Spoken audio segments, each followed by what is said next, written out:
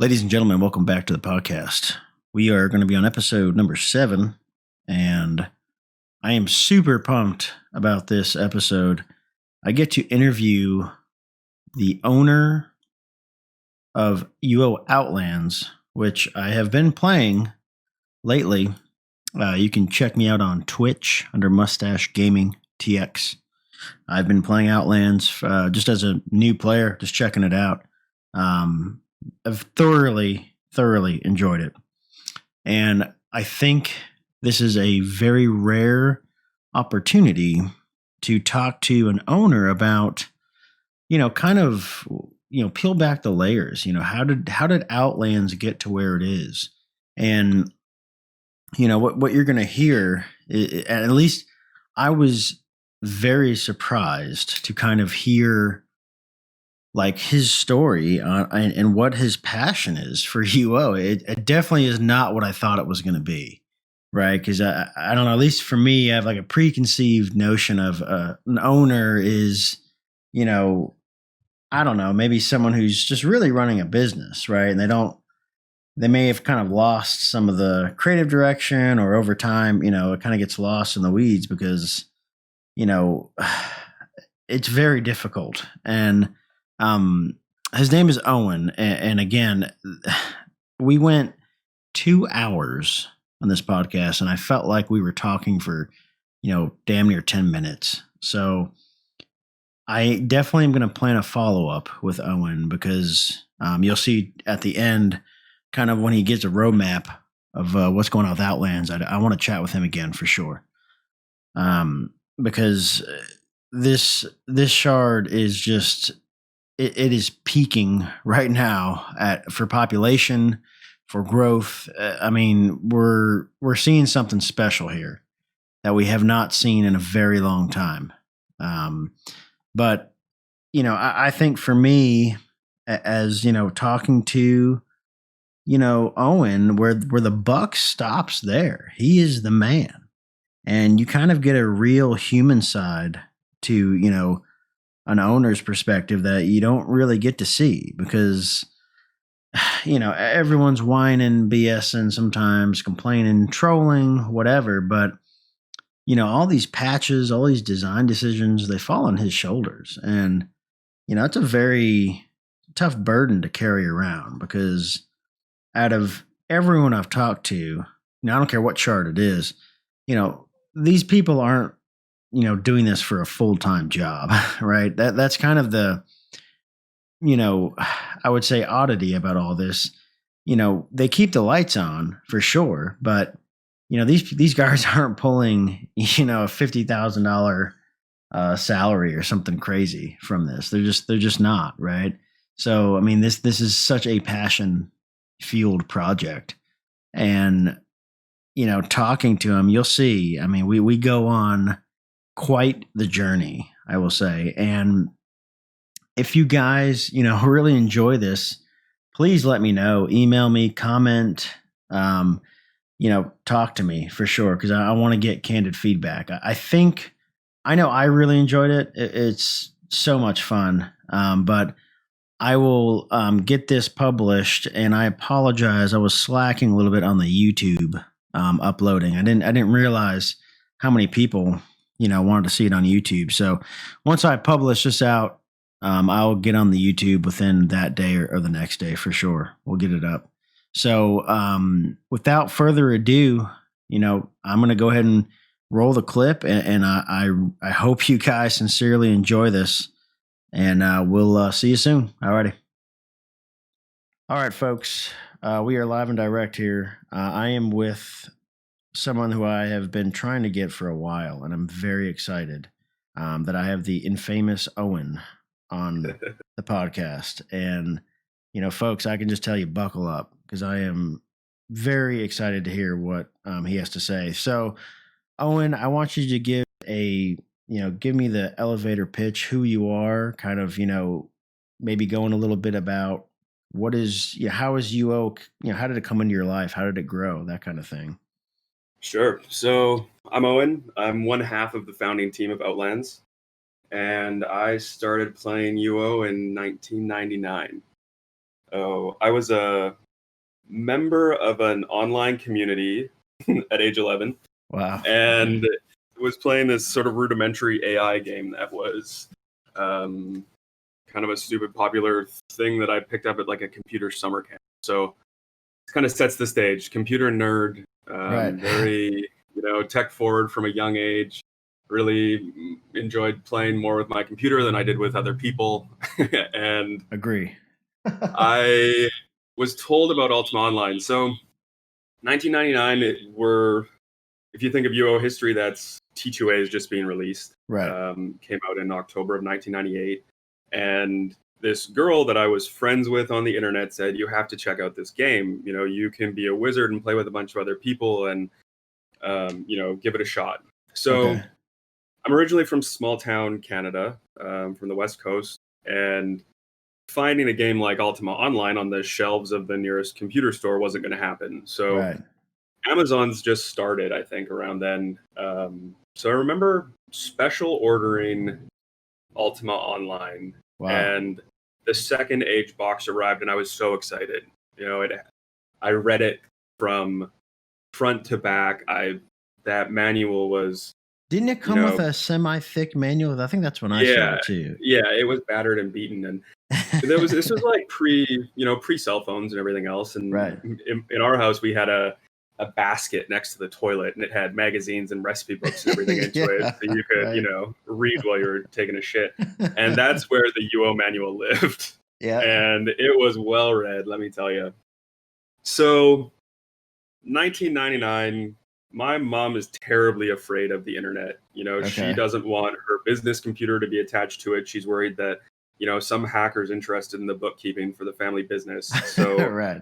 she's not going to let me use her credit card to sign up for an online game, let alone spend $10 a month. That was just ridiculous number. Right. It wasn't going to happen. So the options for me were, I wasn't going to play OSI, so I actually never played the official game servers. Interesting. Okay. Yeah. I went straight to the free shard world. And it took a while before any of them were available, so I couldn't actually play the game right away. The first server that I played on was called Sentinel Heights, and it was a Sphere server run by a husband and wife team. Very Trammel, bank sitter, ugly hues, but Right. they were really dedicated to it. I think that they were on disability. They had a lot of time to spend on this game, and they really created a family. The story as it goes is that Death Raven, who is the administrator, was deaf, so she really enjoyed having this online world to communicate with people and was very keen to create a sense of community. So that really became the virtual chat room Ultima Online founding vision of Ultima Online for me. Was definitely that. And Sentinel Heights went through a bunch of different variations. It was first Sentinel Heights, then it became Epsilon Eridani, like the name of a constellation or something, and then it became Oblivion. And Oblivion was one of the largest Trammel free shards ever. That rings a bell for me, now that you say that. Okay. There was a guy named Electro. He hosted it. He took over from Death Raven and Jack Frost when they let it go. And they transitioned from, I think it was TUS 48E and then to the UOX, or to then Sphere 51A and then 55E, and then they converted to Run UO ultimately, which was a huge undertaking for a server that had been online for 10 years. They had to convert their entire code base, all of their accounts and players and everything over to Run UO. And then, anyway, Oblivion was online for quite a while. And right from the get-go, I was much more interested in creating and running the game than playing the game. Right. So I petitioned Death Raven when she was running it to let me be a counselor, and that was my first foray into working on an Ultima Online project. Okay. And we're still talking dial-up days, right? I want to set the stage. Well, yeah, I was lucky in my hometown because we had cable. Wow. Okay. Cable came really quickly. So I tired of Oblivion, and I wanted to do my own thing. And I had a computer, I had a bit of knowledge, and was learning how to code, HTML and PHP, and playing around with websites and web design. And sure, like any, precocious 13-year-old Ultima Online player, I thought I'd launch my own shard. And Sphere was really turnkey. So I just downloaded Sphere and started it up. And I remember telling my mom every night before I went to bed to not turn the computer off because everyone would get disconnected. Right. All 12 players were going to get knocked off. And during the whole Oblivion thing, there was a developer there. He called himself Erast, and he learned how to code for Run UO. So learned C#, taught himself that for the game, and then we kept in touch. And he ultimately went to college to study programming and game design, and now has a job working in the industry because of that programming knowledge. And we had always talked about launching a shard together, doing a real project. He would code, and somewhere along the way, I guess it was like grade 10 or so, I let Ultima Online go. I had school to focus on. I had aspirations to get into medicine and be a doctor, and I needed to really focus on school. And also, as soon as I got my driver's license, my social view opened, and I was enjoying high school and everything that comes with that. So I let Ultima Online go around grade 10. But I fondly remember, running home as soon as the bell would ring to play Capture the Flag at 6 o'clock Eastern, because I was, in the Pacific time zone, and the shard I was playing was on the East Coast, and I'd run home. And there were a bunch of shards that I played in between then. I left Oblivion. I wasn't really interested in Tremel anymore. The idea of UO being a virtual chat room was less interesting than actually playing the game and getting to know how to play the game. So there were a variety of popular shards that I played between then and then when I let the game go. So your first, introduction to UO was Tremel. That was what you were used to. Yeah, absolutely. And it was a very creative idea of Ultima Online. It wasn't, they had no interest in maintaining UO for what it was or being authentic to the original game's design. They just used it as an engine to do whatever they wanted. Gotcha. And that really informed my idea of Ultima Online. They did all kinds of crazy events and quests, and they didn't adhere to the lore, and they really just used it as a base. And ultimately, that's kind of where we are with Outlands now, is just using UO as a base to do whatever we think is interesting. Well, and I think it's fascinating to me because, like you saying that, it kind of, it's making sense why Outlands is kind of shaped the way it is, because in my opinion, Outlands is extremely unique, I will say, in today's like UO shards, without a doubt. Yeah, definitely. But we just do whatever we want. I think that's the main thing. I think, and this may be fair to say, you do whatever you want. However, it feels very structured, is how I would say it. Because, and we'll go off topic here for a second, but, I didn't play Outlands for a little bit because I was really off-put by the customization. Because I am, I'm an old guy now, get off my lawn mentality. I like the way it was, these typical UO things. But I finally said, okay, let me get over myself for a second. Let me just fire it up and let's just give it an actual chance. Right. and when I did, it was like, and really, I've done my whole Outlands career streaming it, and that was kind of my promise, was I'm going to stream my experience. And it's been like, it's really like a new game. I have no idea what the hell I'm doing. I feel like I'm almost in the wilderness hitting a bear, because I don't know. Like, I don't know.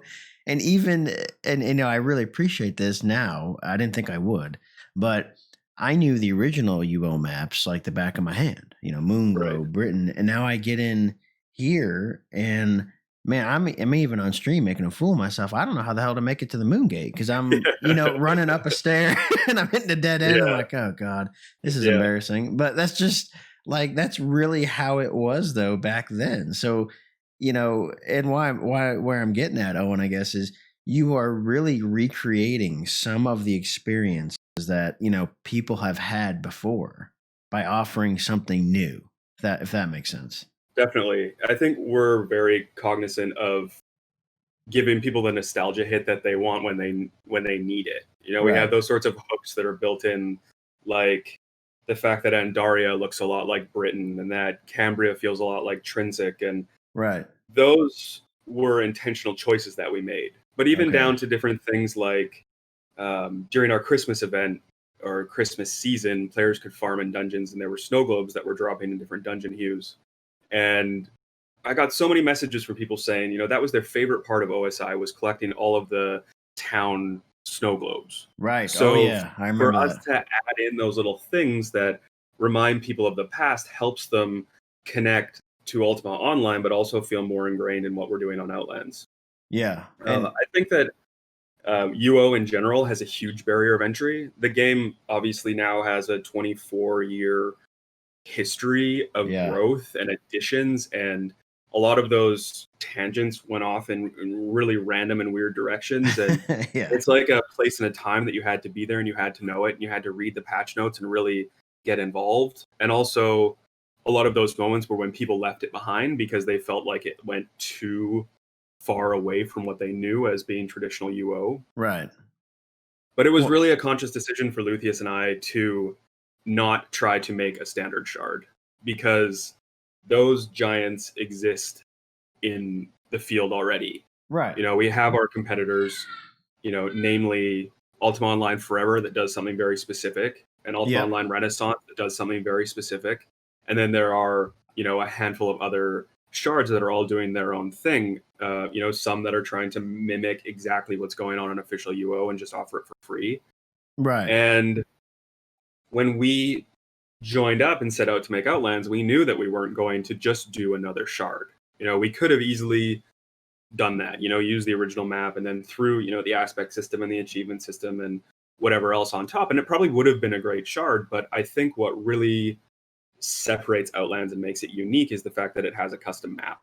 And Yeah. it's exactly for the reason why you described, because you're lost again, you don't know where you're going. Every turnaround, you're finding something new that you've never seen before. You know, some people are still learning about secret passageways or they're seeing something new, or I've added something new and didn't tell anyone and they're discovering it for the Oh, first time. yeah. Because I And that's a mean, huge part of the engagement. just what you said about collecting stuff, and I will tell you, me playing even last night. I guess a spider antiquity, I guess, like fell on a corpse, and I looted it. I'm like, I don't know what the hell this is, and then Yeah. my chat, Congratulations. some guys like, holy crap, dude, you just got that drop. I've been trying for like months, and this guy's helped me out when I first started. I'm like, dude, I said, if you want it, man, you know, I'll just straight up give it to you. I'm like, I don't at my UO career right now, I don't have a way to show it off. I don't have a Right. house. I'm like, it's just gonna sit in my bank. I'm like, if you want to give me a couple gold coins for it, dude, I'm all in. But he helped me at the beginning, and he ended up, I think, he gave me like 95K, which is huge to me. I was like, dude, cool. Like that is Nice. totally awesome. But it was something like that where something drops, and I don't know about you, and I think most people are like this, but I love gambling, right? I said this on a previous episode, and it's really funny, is my bank account does not reflect my cash in for gambling. If that makes sense, Right. like, I would love to gamble, but it's just the reality is it doesn't happen. But UO kind of gives you that option by, you're either trying to hoard items, to display, you're trying to get drops in a dungeon or whatever. And I don't know why, but I tried some other shards back in the day that had a custom map, and they just it didn't feel as solid as Outlands feels. Right. Um and It, so yeah, I think I'm talking about. I think it was it I don't know. There was a Real Poor, I think yeah, was. Relpor was a custom map. So Yes. I'll kind of backpedal here and get into creation of Outlands and Yeah. or creation of the map in general. So Erast, who I knew from Oblivion, he and I were going to make a shard. You know, we were talking about systems that we had in mind, or things that we liked, or Right. goals and ideals that we had, and I thought, you know, maybe I could make a map, and that was going to be, I've been in the position so many times where I just wanted to be an admin. I Yeah. wanted to create the project, and I had all these ideas, and maybe I could make a website, or I could, pay for hosting or whatever it might be. But I really had no talent to bring to the development table. Right. And you get tired of trying to convince people, or going to the Run UO forums and saying like, "Hey, I'd really love to staff on your shard, or I'd love to run a shard." So I thought I could learn how to map. And I had a bit of history of building things in Run UO, using the GM tools and building different things. And so I looked around and I found this program called Centered, which is basically like a what you see is what you get map editor. Okay. And you have control over the terrain mesh and the statics, and you can add and remove things and adjust elevations. Really, it's as full blown of a map editor for Ultima Online as you can find. Very powerful, very cumbersome, but once you know how to use it, you can really do whatever you envision. Right. So you're only limited by your imagination and the obvious limitations of the tile set and the point of view and whatever. So I started to play around with it, and my first foray into mapping was really awful, but I wanted to create a capital city, and I had an idea that it would be a walled town and there would be a port, and I had a checklist of every shop that it had to have, bank, tailor, weaponsmith, whatever. Right. And I made this town, and I shared it with Erast, and he thought it was cool. And I'm 19 or 20, I guess, at this point. This is second year of university. I've since moved away from home, gone away, had left UO in the past, wasn't a member of any community, didn't know anything about the emulation world anymore. I really took a 5-year break or so from UO at that point. And Erast was doing the same thing. He'd gone to school. He didn't really think that he had time, and I wasn't getting any sense of a commitment to a project from him. Right. And I gave up the dream that we would create a shard together, so that partnership kind of faded away. Okay. But I continued to map just for fun. Sure. For me, it's a lot like playing The Sims or Roller Coaster Tycoon or Sim City or whatever, where you have this the ability to create something from nothing. And I guess I have a bit of an artistic streak in me, and I got a lot of joy out of that sort of creation aspect. Right. So I kept toiling away at it and playing around with different things, and the map started to evolve, and it grew and it changed, and it went through all kinds of variations, but it was always the map that I was working on. It was really my baby project. Right. So as time went on, I started to research the community, and I stumbled upon UO Gamers Revelation. And that was UO Gamers at the time was the Run UO headliner. It was run by the founder of Run UO. They had a lot of resources and all the best programmers, and they had Hybrid and Demise and whatever. What was Revelations? I remember that. The third one. So Revelations was their custom map project. Oh, and okay. They had released a custom map, and that really piqued my interest that they could do a custom map shard. The map wasn't great. I think they bought it from someone. They didn't create it themselves. It wasn't purpose built the same way that Outlands was purpose built. And then I found out about Relpor. And so there's this gap in time where I've missed Emporialem 2. I remember reading the blog, but I didn't really pay attention. Defiance had come and gone. I was involved with another project called Acrontic, which was huge. It was the largest POL server there ever was, 2,000 players online. It was the buggiest thing that had ever been run. And then Relpor 2 was out, and I connected with Amaryllis. And Luthien mentioned that he had worked on Relpor with Amaryllis together, and then Relpor 2 was the second coming, the relaunch of the project with some changes. And Amaryllis was a really talented map maker. He did some of the decoration on Outlands to help us get going. When sort of pre-launch, it was too much for me to decorate every single building in the world, which even the original map doesn't have decoration in every building, but Outlands does. Yeah.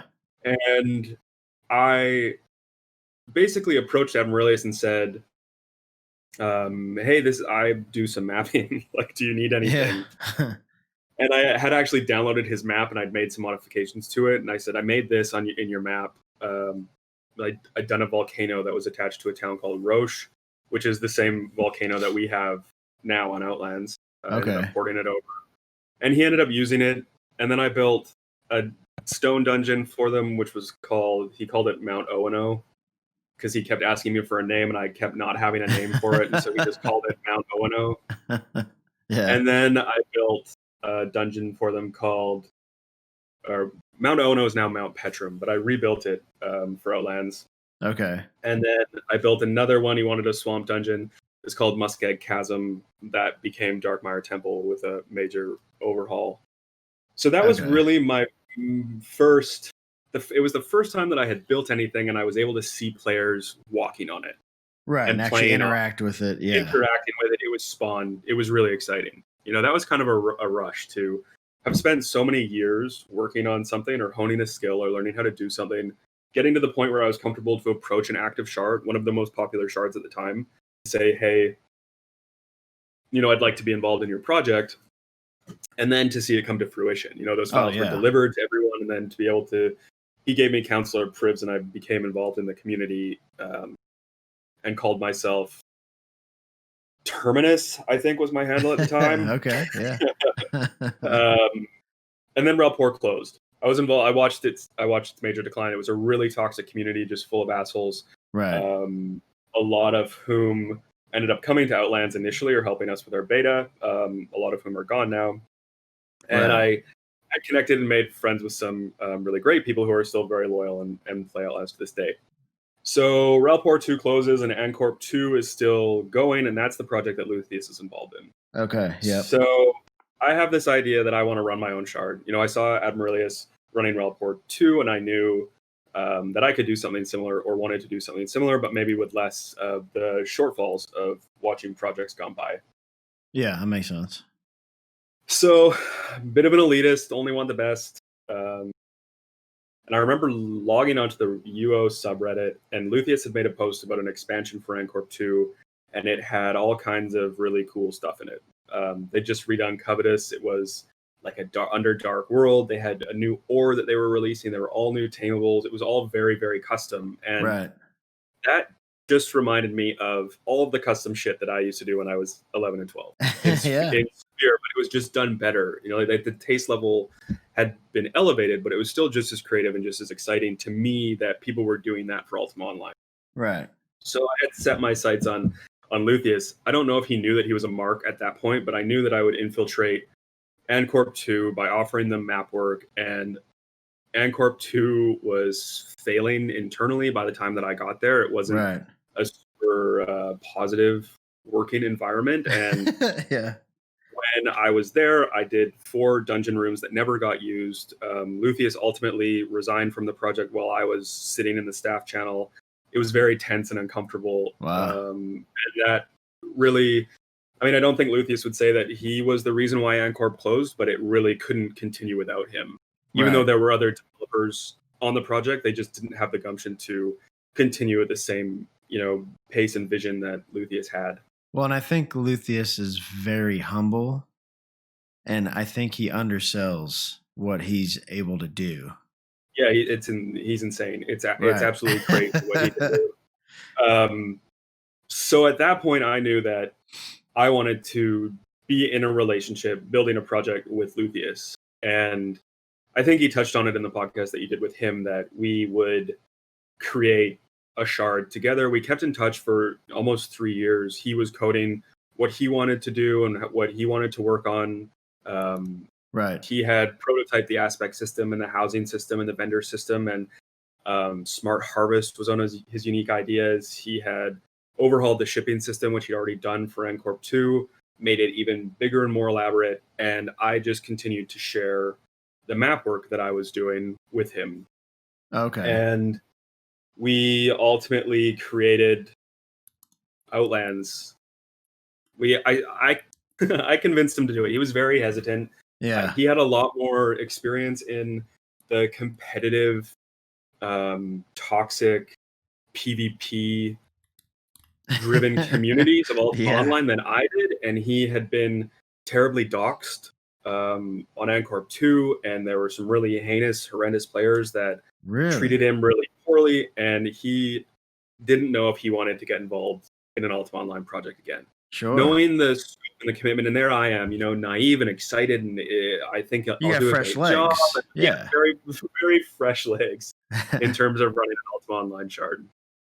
So I somehow convinced him. I think our individual work just got to be too far along that, at this point I've spent 5,000 hours, maybe more, building this map, and I'm Right. thinking, what is the point of all of this wasted time if people aren't going to be able to see it?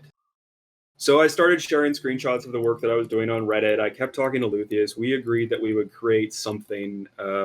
Initially, he couldn't remember the name, but I had pitched New World because it was literally a new world. Right. Yeah. New World UO. He had pitched Wildlands, I think, or something similar to that. And ultimately, he decided on Outlands, and we made Outlands a real thing. Shout out to the name, because I think that sounds a lot better than New World. Yeah, I think so too. And there's an actual New World MMO, right? Yeah, now there is. Yeah, for sure. That wasn't a thing back, yeah, 7 years ago or whatever, when we were talking about Outlands being a project. So we hashed it out. Luthien and I have a really strange working relationship where we don't talk. We don't have voice communication. The only time I ever speak to him is when the shard crashes at 4 a.m. and I have to call his cell phone and wake him up and get his help, get it going again. So we really have this extensive history of typed conversation where we go back and forth, and we just agreed that he would be the mechanic brain behind the shard, and I would do everything else. Right. So all of the visual aesthetic, obviously the map, the community administration, legality, finances, moderation, community building, website building, staff management, commissioning of art, everything. I do everything but code, essentially. Wow. Okay. And we have an interesting creative collaborative relationship where he runs off in his little vacuum for weeks at a time and comes back and says, hey, I coded this entire system. This is what I think. And I read it over and immediately throw 8 curveballs into the mix based on my boots on the ground feedback of dealing with the community and being the one that's responding to all of the feedback and the support. Right. And he regretfully marches away and makes all of the changes and comes back, and we release a final system. Okay. Yeah. And that's the way our collaborative relationship has worked from the very beginning. That's it's funny. That's wild that you say that, because when I got him on, he said he just bought either a headset with a mic or something recently for the other podcast. And I'm like, and again, I'm having a preconceived notion when I talk to him. I'm like, I told him, I was like, you're so well spoken and you're so damn technical. I'm like, you need to be doing this more often, because because I can talk, about stuff, but he can really dial in hey, this mechanic is this way because of, X reason or whatever. And I'm like, dude, that's really cool. But now go ahead. That's his very specific brain. Yeah. Luthien fires on a different wavelength than the rest of us, and it's not something that I'm really even interested in. Right. I have a general idea. I might want to do the mount breeding system was my idea, and I pitched it in a certain way, and he took it and he made it work in a game sense and in a progression sense and in a UO sense. And that's really his forte, is taking things and making them work in a gaming environment. Yeah, you take it and run with it. Yeah, for sure. Yeah, and he has a really well-rounded gaming knowledge. I guess he plays a lot of games and he has a lot of different points of view, and he's able to apply those sorts of ideas to Ultima Online, but also he knows from past experience in UO and past experience in free shards what works and what doesn't. And a lot of those things are the success of Outland, is what he's ultimately done with the progression-based systems and the things that drive the day-to-day gameplay on the server. Well, I think you know this for sure, that they're the UO community, right, sometimes gets caught in this circle jerk mentality where it's it's just UO and that's it. Any other game, any other system is trash, right? Right. When in fact, and I think, you and definitely your team seem to do this, where, hey, we can look at another game and just kind of see, what do they do? What is their style? What's working? And I think that's definitely one thing that we're very mindful of, is that we have no interest in what other servers are doing. Right.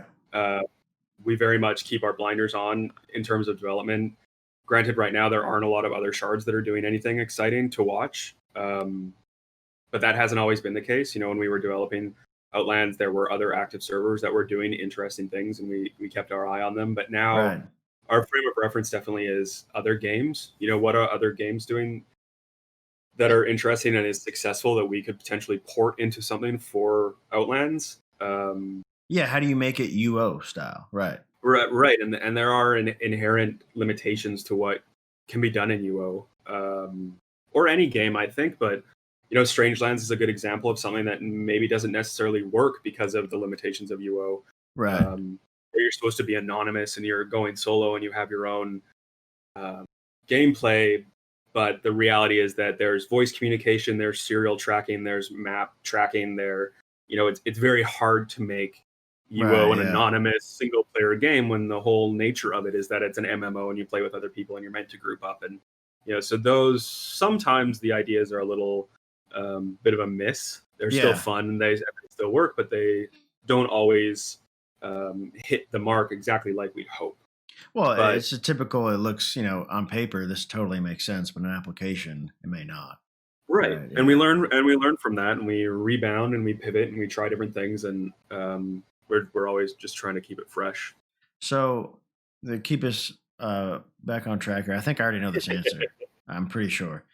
I'm assuming you can answer this. Would you ever, I know you've never played OSI, but if they brought back, pre-Trammel shard or whatever, would that pique your interest at all? Yeah, I think I'd dive into that. Okay.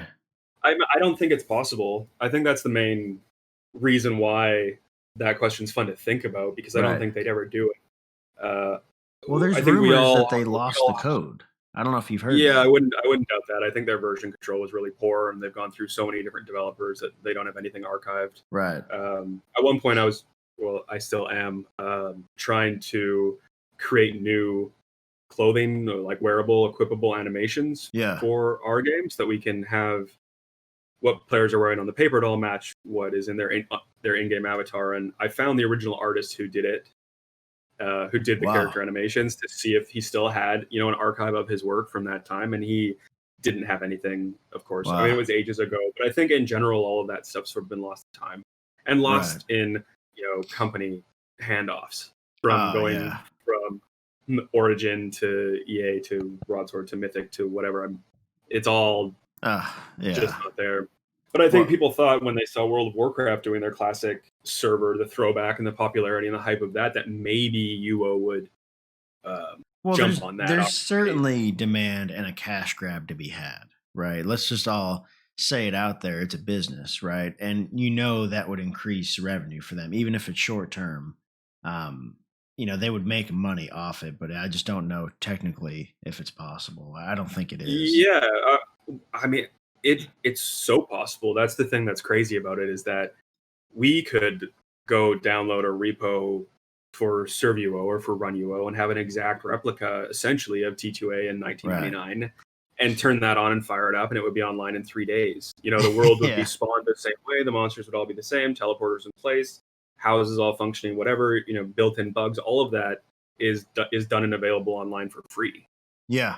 Oh yeah. So think that they can't muster that, or look at what's online and available and backport it and attach their account system and billing system, whatever, to it is just kind of disappointing, and speaks to how little they actually care about their game. And the only reason why they're keeping it online is because players have houses and they pay their subscription fee, and they're attached to some interaction they had with their neighbor in 2003, and it reminds them of a good time in their life. Yep. Oh no, for sure. So, and we're gonna probably touch on that here in a second. But have you ever? I know you've, obviously you're a shard, owner right now. But have you ever either, led a guild, been involved in a guild, or what has your experiences been with that in UO? No. Nope. Okay. I've never really been deeply ingrained in a guild. So I've got a siren going by. I don't know if you can hear it. Oh, you're good, man. Yeah. No, I haven't ever really been deeply involved in a community other than communities I've created. Right, that makes sense. For better or worse, I'm deeply ingrained in the Outlands community. I know a lot about what's going on, but I've never run a guild, led a guild, or been heavily involved in a guild. I often think which guild I would join on Outlands if I Right. was a player, Yeah, who yeah, I yeah. would want to hang out with, because I definitely keep tabs and look around and have relationships with some key people on the server. But So let no, me I've ask you never. this. And I don't know, and I think you can say this. I don't know. What is the and don't tell me the name, but numbers wise, who has the biggest guild? Like what how many people are in that guild, would you estimate? I think our biggest guild has 550 characters Wow. spread over about 250 accounts. Oh, Wow, that's a lot of people serious. think the biggest guild. A lot of people think the biggest guild isn't actually the biggest guild. So if they Right. actually dig into the numbers and see which Yeah. guild is the largest, they'd probably be surprised to learn who it is. That's really Um, cool. So that's a I fun one, don't mind yeah. to tell you our number. The largest guild on Outlands is Path. Okay, Um, cool. yeah, the Y- Knight Guild, the sort of our anti PK Yeah, I've missionaries. seen them. I've seen them a little bit in the dungeons, but I didn't know what they were all about. That's cool. Okay. Yeah, they're one of the original founding guilds. They were really involved in beta, particularly Are You Kiddin' in Discord, and also Talmains or D'Artagnan were involved in Outlands right from the beginning. They came Wow. over and brought all their player base from another shard when we launched, and they set out to um, Make the world capture an right. entire, or yeah, make the world right, but also they captured an entire swath of land. Wow. They cornered that entire market. They have their own sort of in-game town, and various enhancements have been added to it because of the role-playing nature that they bring to the server. No, And that's really cool. they worked with Eric on a few quests, and they were really instrumental in Ossuary 4 opening and defending the borders. And in the quest sort of RP side of Outlands, they're very heavily involved, but they get a bad rap because they're also killing all the PKs, which makes the red population think that there's favoritism on Outlands because Yeah. of. Anyway, There always is, Path Owen. the Yeah. largest, and then LOD really came on strong when we launched. That was a guild who was run by Chill, who's since been removed from the Shard, Okay. and now that's Face Guild, which is run by Delphi. I think they're number 2, and then Beard Brothers is number 3. That's really Rect cool. used to be quite strong at that point, but then they had some internal falling outs, and it Have just sort of you dispersed down from there. and this is more of a and I'm kind of going off the cuff here just because I remember this from back in the day. I don't remember if it was on hybrid or if this was OSI. I don't know. But I do remember there was a system where you could go in on a website and, you could see who the top guild was and who had the most members. Do you remember that? Was it gosh, Yeah, I it's don't MyUO. Yeah, there you go. Yeah, MyUO is the official UO database, and you could go and look up specific characters and see what skills they had, and then which Right. guild they That's were right. Yeah, in. yeah, yeah. Members. I remember the Syndicate was always a really big guild on OSI. They Yes. were always at the top. I reached out to them when Outlands launched to see if they were still active or wanted to get involved, but I didn't hear back. But yeah, I remember using that resource and looking at it, and someone, I'm not sure who it was, probably someone in the UO gamers community ported that to Run UO. So my UO does Ah. exist for Run UO.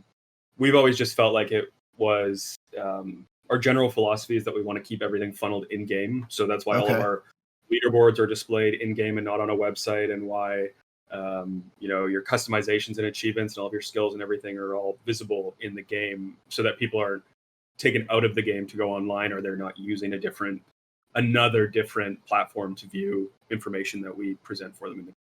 That's totally fair. Yeah, no, it's an interesting design decision because, I mean, hell, back in the day, you didn't have many ways to present information. It just didn't Right. exist. Where now, yeah, you got 80 different messaging platforms. You got, Right. Yeah. it's Yeah. outrageous. So I okay, wish that more that people makes sense. use the forums. There was something so great about the heyday of forums, where you could actually Right. think about what you wanted to say and formulate your thoughts and ideas, and it would actually be read. Whereas now everything's so fleeting in Discord, and you can really, it's like the YouTube comment section where you just can say whatever you want. All of a sudden, you have a platform and it holds weight because you're flippantly Right. drunken chatting in Discord while you're taking a shit. It's really awful. But yeah, we try Yeah. to focus our platforms on as few as possible. No, that makes sense. Yeah, that real time, I think, definitely has a downside for sure. Yeah, that stream of consciousness, it's rough. Right.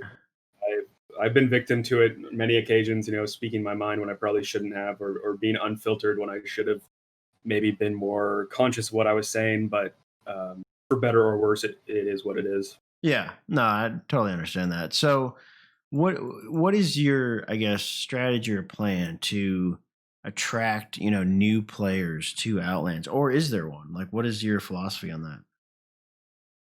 Well, we Outlands grew by word of mouth.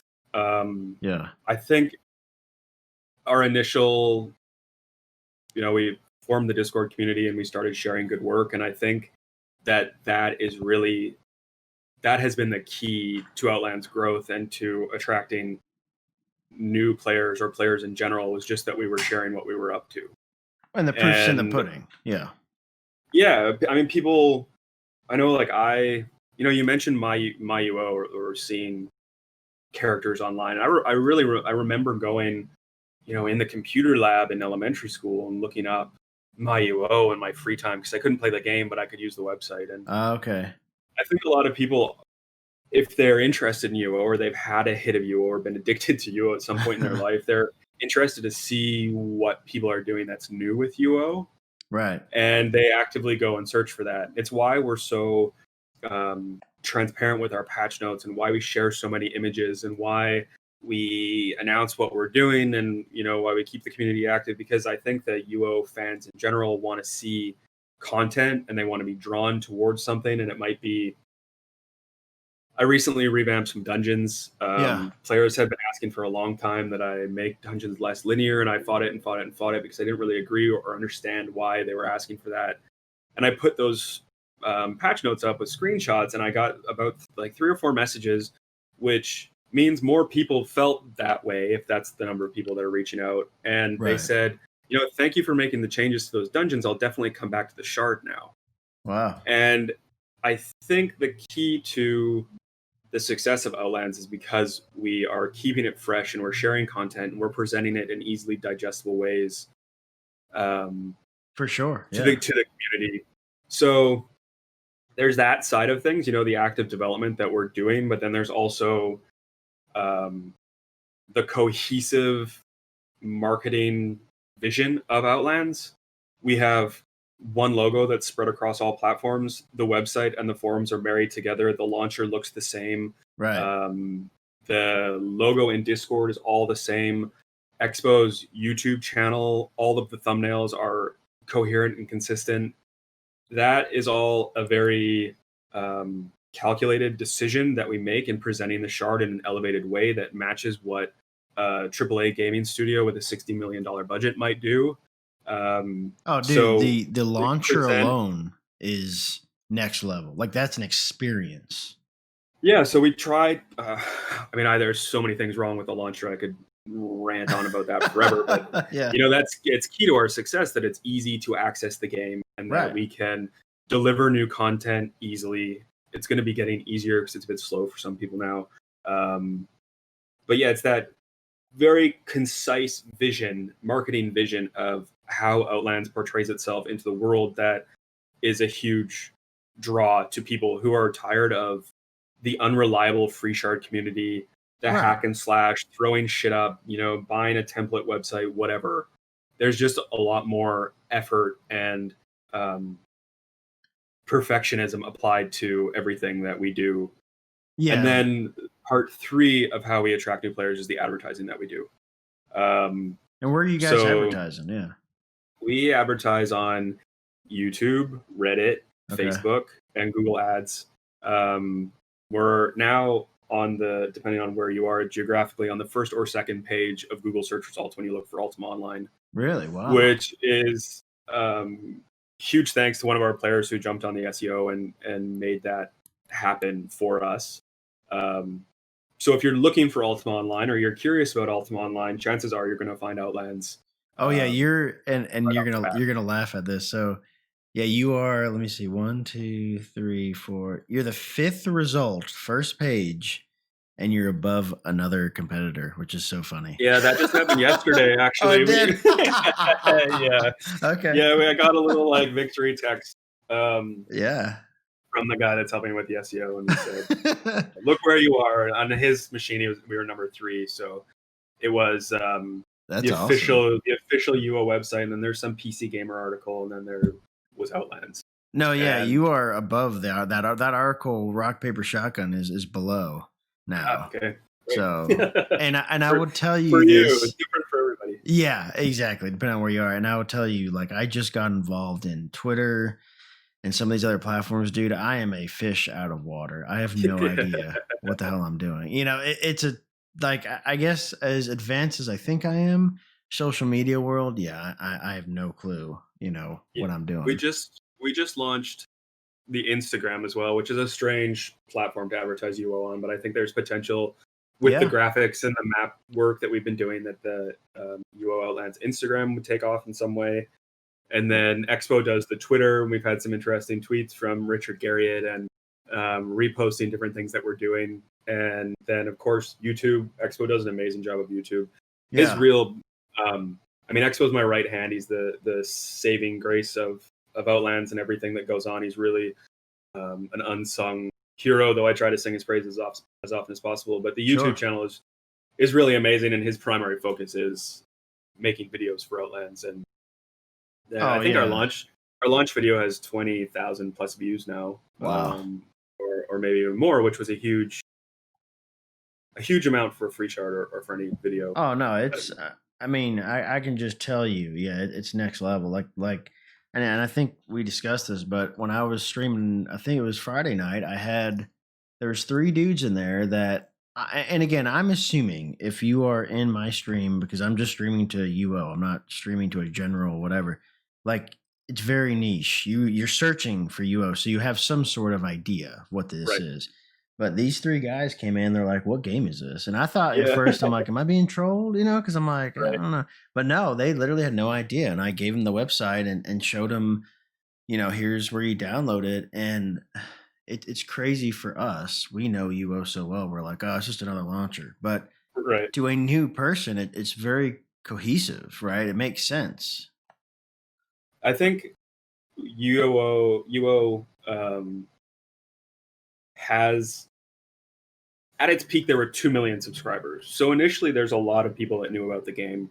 And then as MMOs become more popular, EverQuest and then Right.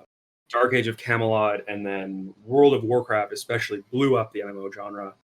And people wonder, or if they really liked World of Warcraft, they might think, what was the first of its kind? Yeah. And that always leads you back to Ultima Online.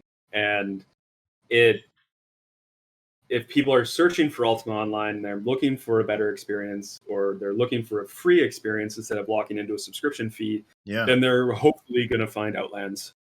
And if they're savvy on Twitch, then they're going to search for the game and they're going to see all of our streamers. I forgot to mention that a huge part of our advertisement is our streamers. We do what we can to support them. Yeah. We don't have any official streaming capacity, but whenever I see a streamer online or I'm on Twitch, I try to throw them some bits and thank them for what they're doing. Right. We have some amazing YouTube video makers like Trammy Surprise, and also Tila. And though Blacklist is making videos, the Outlands sphere just kind of continues to grow organically on its own, and that ultimately draws people in. But then also the public perception and the favor that we are in, or that that the shard is in at any given time, has a huge amount to do with the number of referrals that we get. Yeah. As Sure. if you're looking for an Ultima Online shard, then and you're a Reddit user, you would go to the UO subreddit and you would see what's going on. And right now, 9 out of 10 posts are about Outlands or people who are looking for shards, and 90% of the comments are people saying, Outlands is really the only choice for you right now. Right. If you want to play UO, everyone's on Outlands. Outlands is the hottest ticket. That ebbs and flows depending on what we're doing in the game, or what how the seismograph is charting at the moment in terms of drama or bans or whatever else is happening. It's always ebbed and flowed, but Yeah. that's And that I seems to be where the majority of our player base comes from. yeah, and I've said this to someone I interviewed yesterday. I was like, I think I'm gonna have to do like just a possibly, I don't know, maybe like a once a month just drama episode, because that Yeah, is like in its own world, right? The UO yeah, drama, because some of the messages I got on Reddit were just super fascinating, right? On yeah. There's some opinions, like yeah, career trolls yeah, on Reddit who they absolutely hate me. They right, hate Outlands. They will defend the shard they're playing until they're blue in the face, whether it's a better product or not. They just can't part with what they've paid for, what they've achieved there, and they don't right. want to start again. So they go out of their way to slander Outlands until they can slander no more. Well, and I We've think definitely been subject to a lot of those attacks over the last 2 years. yeah, and the only reason I've been able to get people together is because I made it very clear that this is about UO in general. I'm like, I am not pro any one shard, any one person. I am just giving the platform, right, of free shards are a huge part of UO today and before, and I think when I kept it that generic, I got a lot of responses and support. But I think it's like when you get into those weeds of like this episode is like Outlands is the best server, on earth, right? Right, Then you're gonna get these trolls coming out the woodwork, right? Where it's right, like I can just say personally, I've played it, I really enjoy it, but that's just my personal. But I've been very public about it and very in the open, and you know I think that's the only way to unify because, yeah, the UO community, I mean, I don't even think toxic is perhaps the right word, but yeah. No, it's the UO community is crazy, and I really I've been hit upside the head and back again yeah, by the community and by the players, and it's not really fun to be on that side of things. And I think that's why I try to focus so much on creation and making new things and finding the things that bring me joy in the Ultima Online community, because it's not dealing with those psychopaths on a daily yeah, basis. right, Um, my focus is really on maps and creating new art and acquiring new art and working with other talented people. If you think we were all, 11 or 12 or whatever when we picked up the game, probably, nerdy if we were on a computer at that point. yeah, We've all grown up to now be, 30 plus, and we're probably working in a similar field to something related to tech or, right, the arts or whatever it might be. And the community is so talented. There are a lot of talented programmers, there are a lot of talented artists, there are people that are now contributing to open source clients and assistants like Classic UO, which is incredible, and oh Classic yeah, Assist. Um, Even the developers that have approached us or that we brought on board, like Jaden, for example, this is like a world class programmer. He's working for yeah, one of the top technology firms in the world, and for fun, he works on Outlands.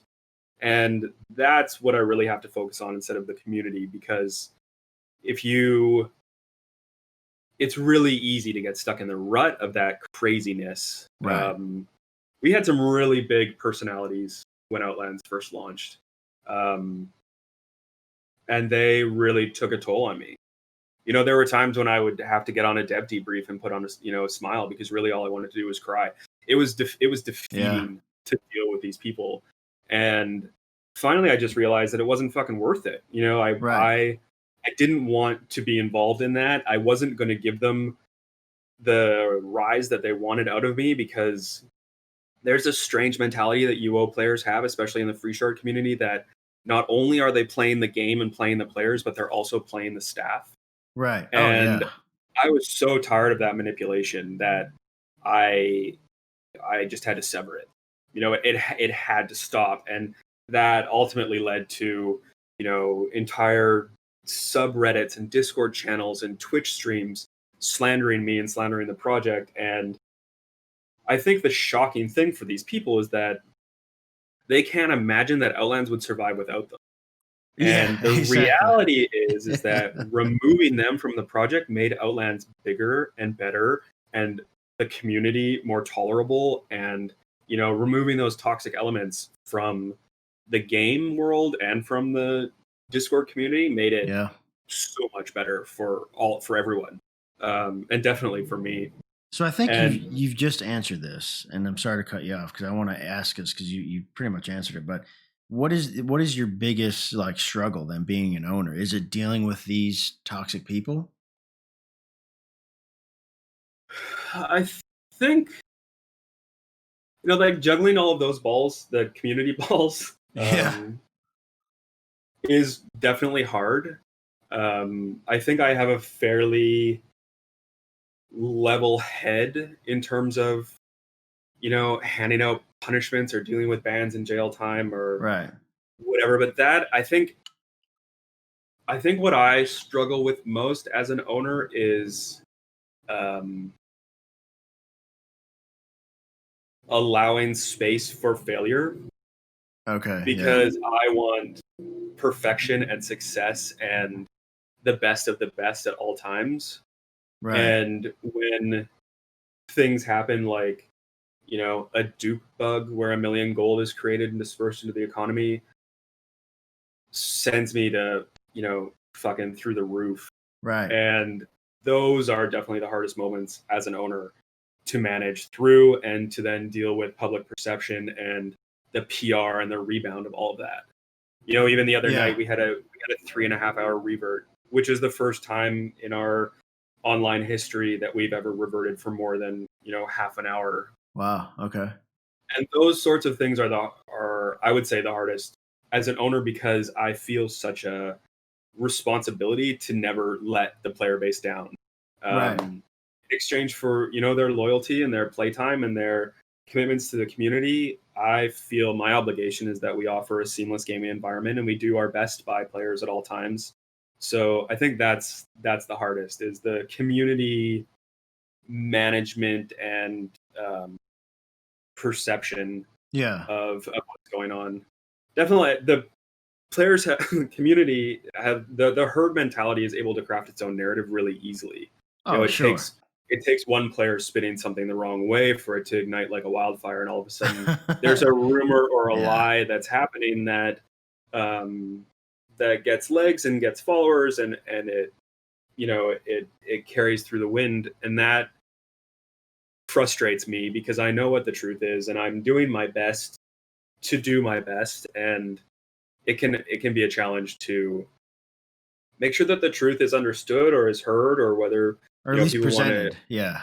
present it, and like what is my right, and how can I politely shut people down, or end things that are incorrect, to make sure that it all stays above board and honest. It's Yeah. all community. It's the personal relationships, I think, that are the hardest part of it all.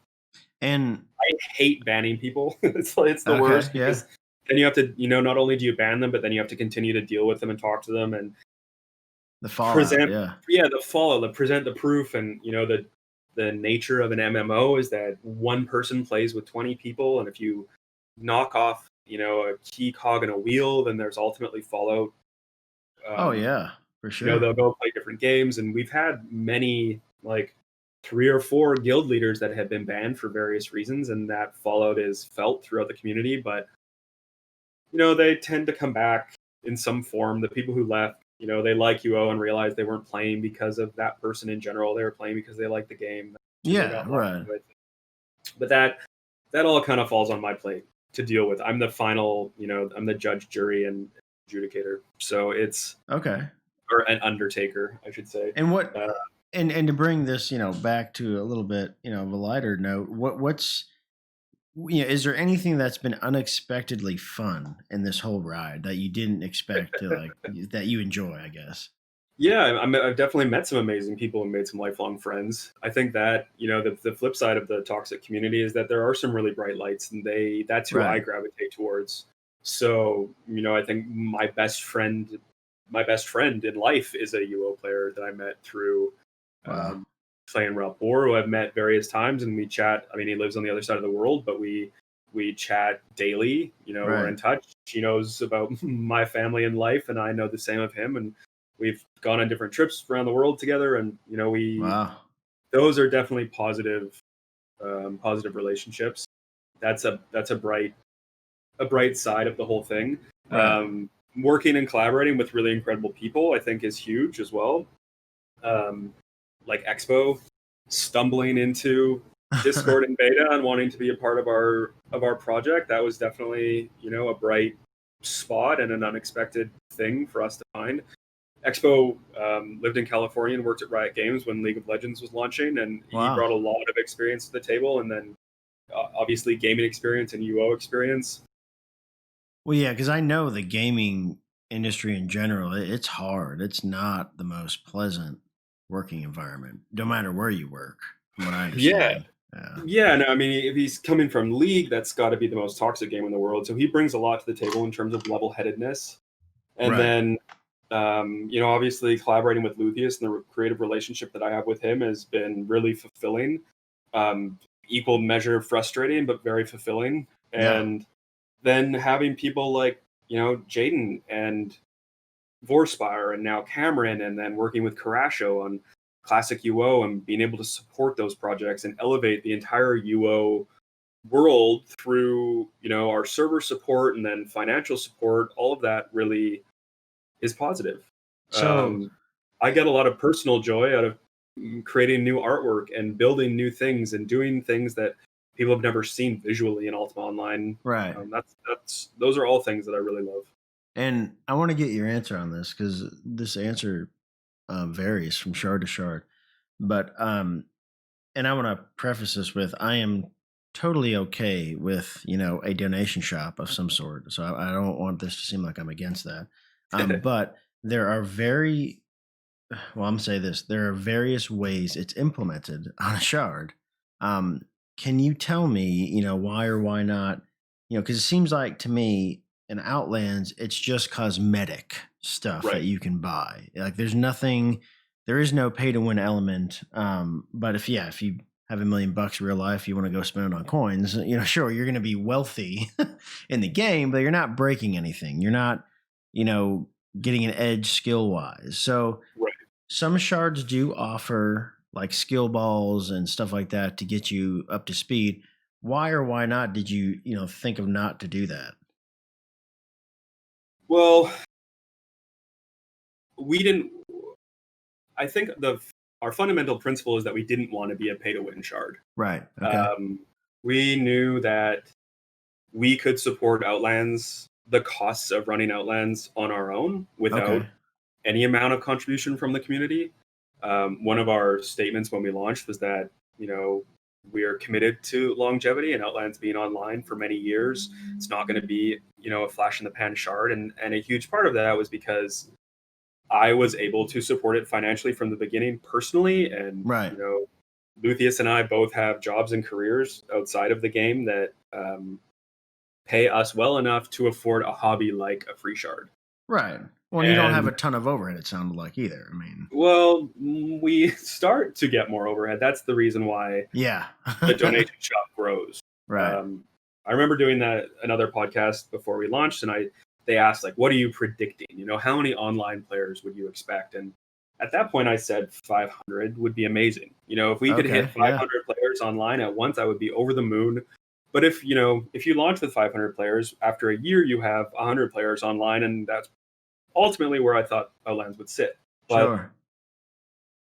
we launched in October, the end of October, and by December 2nd, we had 2,000 players online, and the lag was unbearable. And Wow. we needed to upgrade our infrastructure and move forward in ways that would support the community that we were growing. Yeah. So while I still stand by the fact that I will, pay out of pocket to keep Outlands online for as long as needed, Outlands does support itself as its own entity now. Okay. Um, Yeah. Outlands is its own company for tax reasons under the law. All of the donations that we receive go via PayPal and they live in their own bank account. And from that bank account, all of our infrastructure is paid for. So that's Oh, 4 okay. servers, the web server, and then any staff that are being paid or gifts that we are giving or art acquisition or PvP tournament cash prizes or whatever else is all Outlands is a self-sufficient, self-supporting entity. Cool. And Okay. the reason why we keep the Prevailing merchant, which is our donation shop, up to date is simply because people want it. I think a lot of people, as I said, we're all now in our 30s for the most part, and a lot of players have respect for what we're doing. If they were playing the official servers, they'd be paying their $15 a month subscription. For sure. Yeah. So, in a sense, I guess it's a way to entice people to help us keep the shard online by giving them something in exchange for their donation. So, Yeah, that makes sense. if you send me $15, you're going to get 15 coins, and you can go on to the game, go to the merchant, and you can buy a new limited edition hue or a special outfit or change your hairstyle or get a little tomb that will help you keep your skill scrolls organized or, whatever it might be, decorate your house. Yeah, cosmetic stuff, right? Right. It's all 100% cosmetic. Some things we have on the merchant you can't even buy with coins. Like you can't bless a rune book with coins because that would be pay to win. But we sell rune book bless deeds for gold. And then one key thing that a lot of people don't realize is that you don't need to donate to get anything that's on the donation store because everything's available for gold. Yes. So if all you want to do is play the game, well, you farm like crazy and you play for 15 hours a day, but you don't have $10 to spare for 10 coins to get the latest limited edition thing, you can just go buy it for 200K. Well, and I did that last night because I needed a rune book bless, and I went to the merchant. And I'm like, well, it's like I don't have coins. No, just hit the little scroll thing. And I'm like, oh, and I'm like, okay, yeah. I was like, that's really cool. Yeah, so that makes sense to me. Yeah. So we set the market exchange rate. One coin is 20,000 gold. Okay. So the in-game economy will never rise above that, though the Prevailing coin exchange rate in the community has changed quite a bit from when we launched. Yeah. When we first went online, I remember people had donated before, like during beta, and we honored those beta donations for coins when we launched. So I handed all of those out as quickly as possible. And they immediately began to sell them for gold because they wanted gold to buy a house or gold to do whatever. And it was 800 gold for one coin when we launched. Wow. And now we just launched the King's Fair, which is our summer annual event. And there's a few limited edition items that have been added for the week. And I saw that coins were selling for almost 12,000 gold.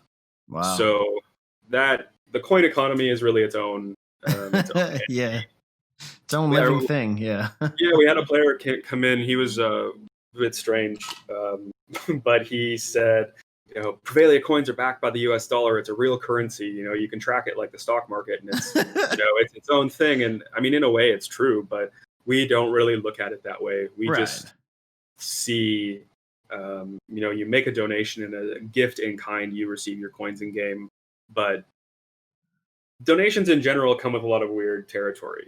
People think that once they've donated, they get special treatment, or once they donate, they can dictate the way that the shard develops or goes.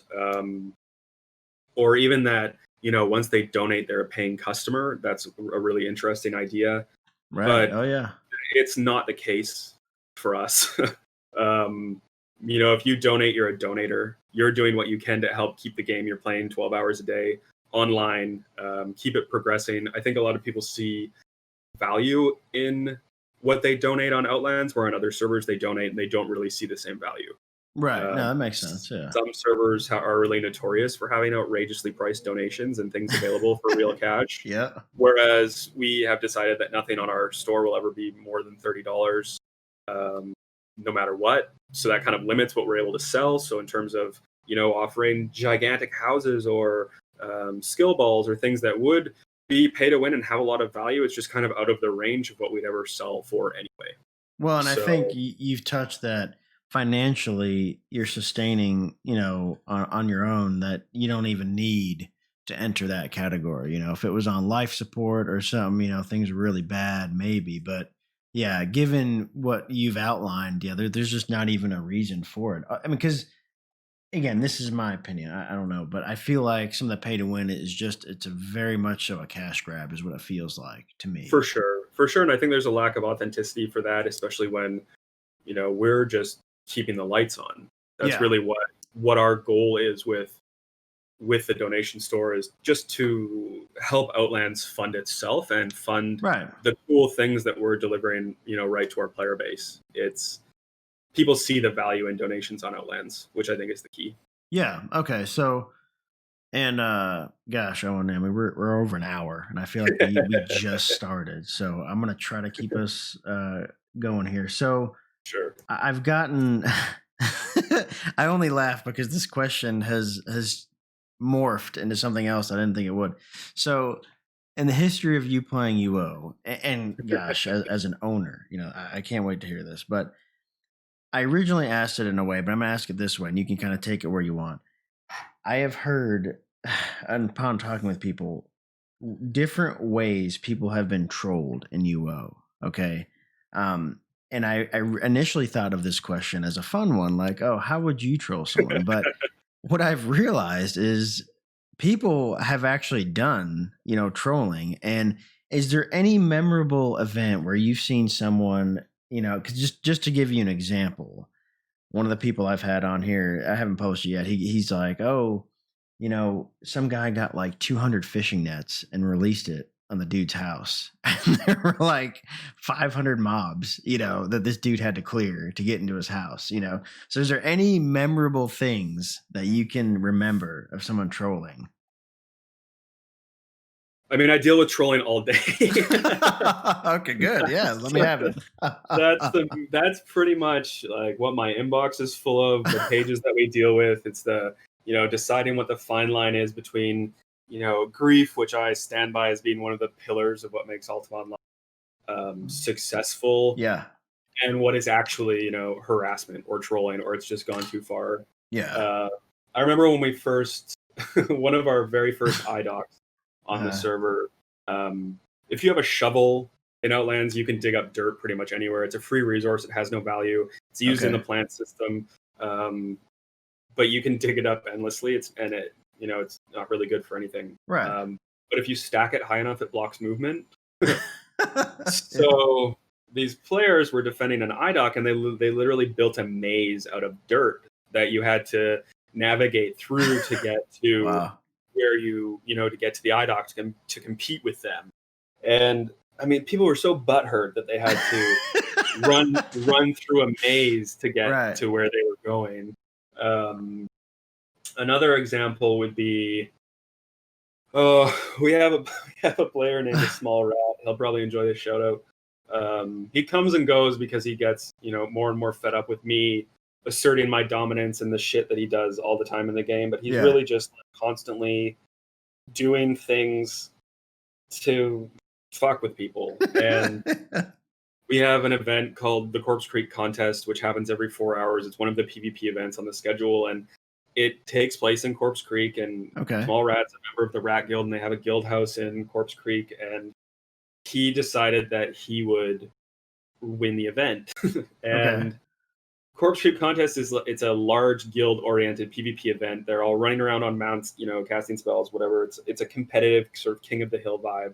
Okay. And he built another maze out of locked boxes and hides, and the PvPers were so upset. And he built this maze during the off time, just ahead so that the items wouldn't decay.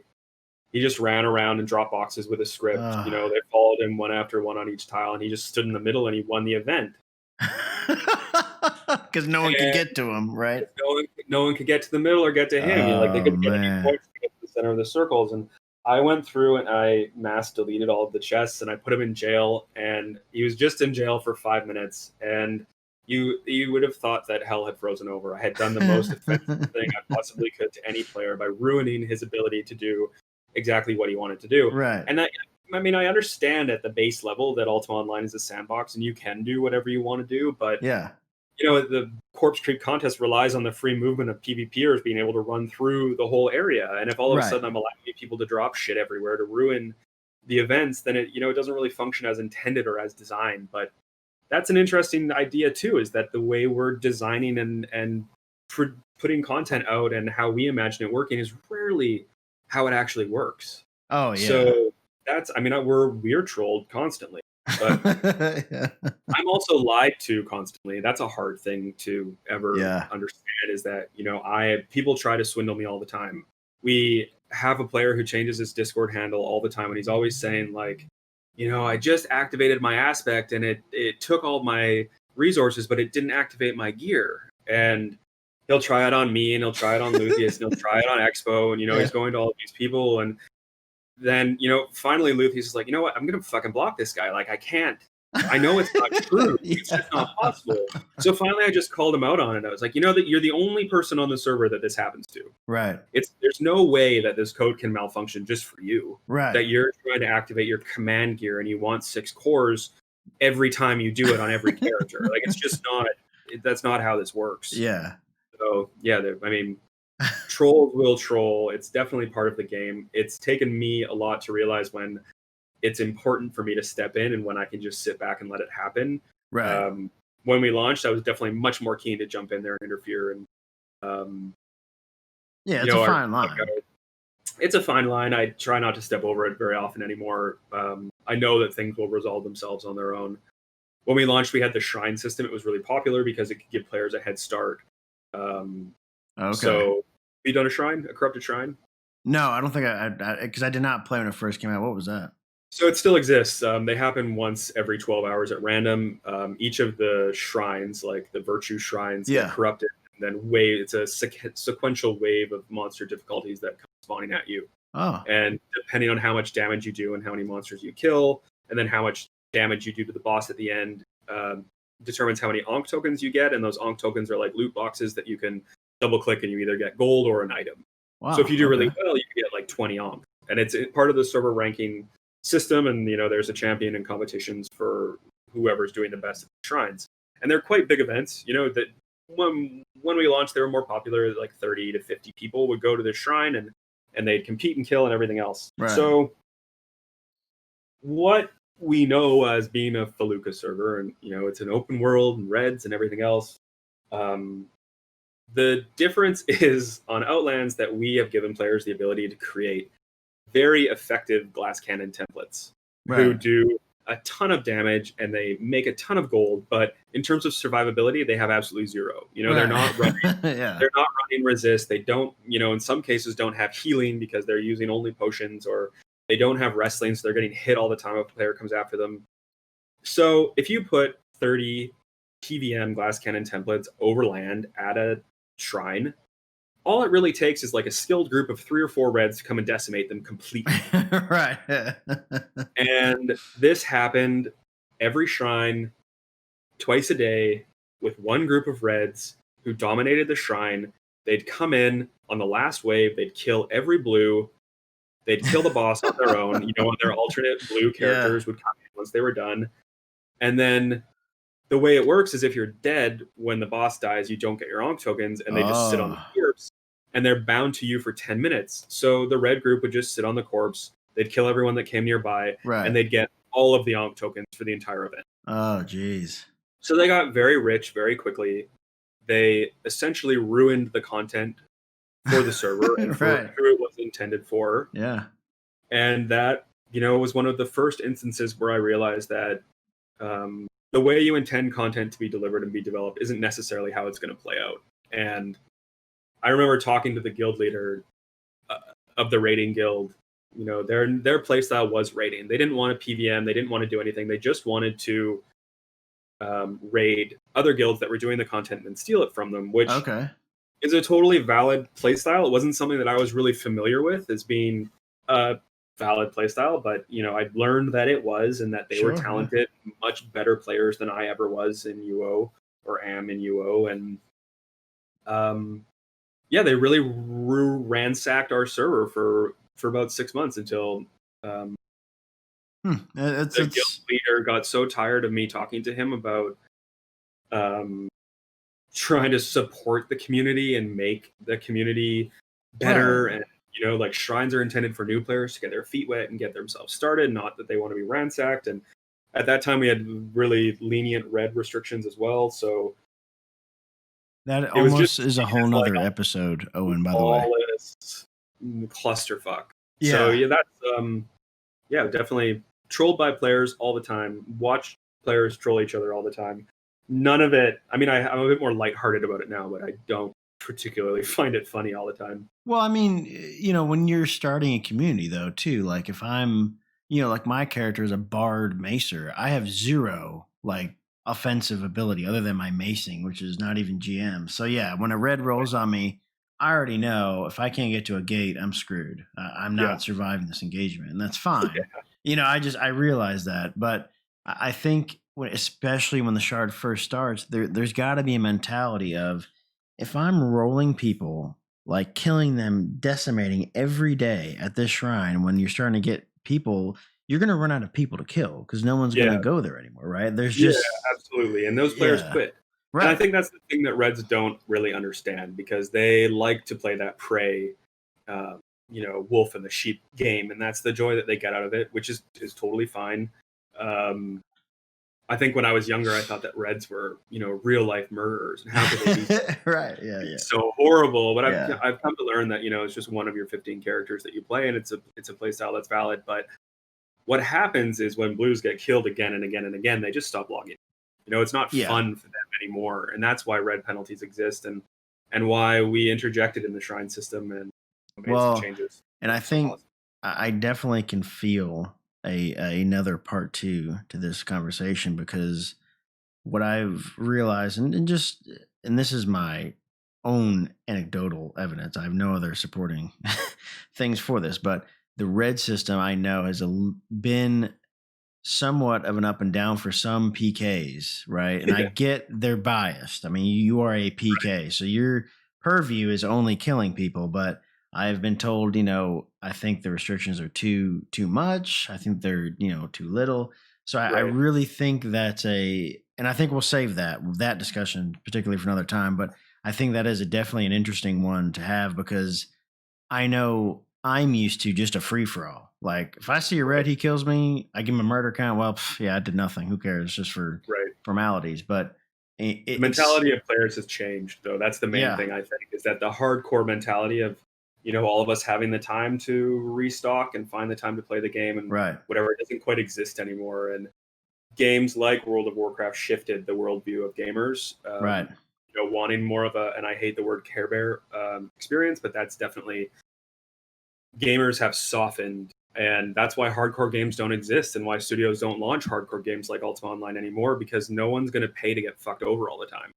Well, it's just not, like, why would you pay to have a terrible experience if your idea of a terrible experience is other players attacking you and killing you and taking your things, looting your house, and griefing you to shit and ruining your life potentially. There's extremes of everything for sure. I think in terms of our red system, we've definitely swung a little too far into penalties at the moment. And I spend a lot of time advocating for red penalties to be reduced or changing the murder system that we have. And it often falls on deaf ears for my collaborators, because we see that Outlands is successful, and it's successful because we manage the sort of nefarious classes in the game, and that gives people an environment to foster in and become attached to a community. And I think when you hit report someone for a murder, it needs to matter for sure. And I feel like, and again, I honestly don't even know like the whole red penalty. I don't even know that system, but what I can tell is it really matters, and it counts in some way significantly, because I've noticed when reds roll through, there's not many solo. There are a little bit, but I mean, it's not as free flowing. But I will say, because I did get killed, and it was it's a pain in the ass, man, to die. Then I got to go res. Then and this is a new player, right? I have no other accounts resources. I heal up, and I had a guy in my party, and he's like, "Oh, I'm at your corpse. I'll wait for you here." I was like, "Okay, cool."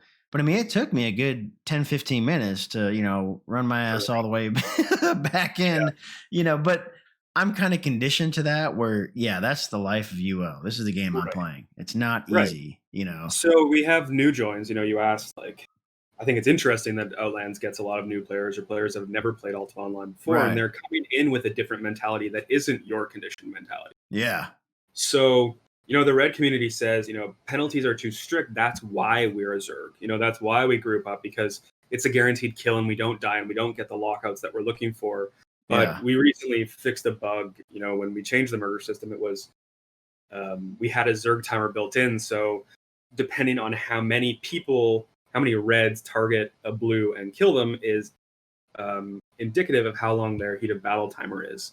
Yeah. So if you have 7 players attacking, like doing damage to one player, dropping one player, and they give a murder count, then you have a 14-minute timer before you can use a dungeon gate to get out or go somewhere else. And that's the main contention right now, is that our murder system is based on time instead of stat loss.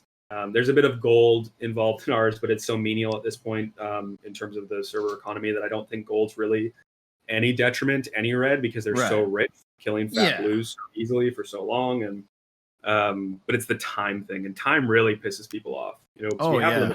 We have limited time, and if we make people wait, or we steal their time, or we make them use time as some method, it's not really well received.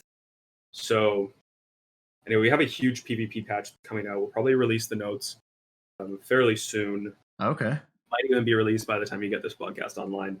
And that has some, we're addressing the murder system in some way, which I think will be positive for murders, but not really make a difference to the blues that they're killing. Right. So you're going to hunt me regardless.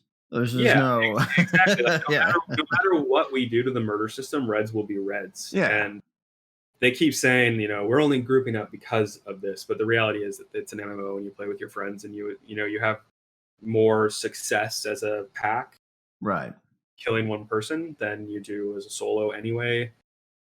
Especially if you want to farm, hunt PK in one dungeon, like Ossuary, which is always really busy and full of rich players, or Mausoleum. If you're going in as a group, you have more likelihood that you'll be able to stay there and kill more people, instead of if you go in as a solo player, you're going to be locked out for 2 hours. And I definitely agree with what you're saying, kind of the design decisions behind that. Just a cool, and I'll keep it brief, but when I was streaming, there was an orc that came in and he started talking to me, and I'm familiar with the orcs. Like, I remember them back in the day, and someone mentioned, like when it's blood moon, they'll go to the dungeons and they're just killing everything that moves. Right. And I thought, okay, whatever, I don't know. So last night I'm hunting or whatever.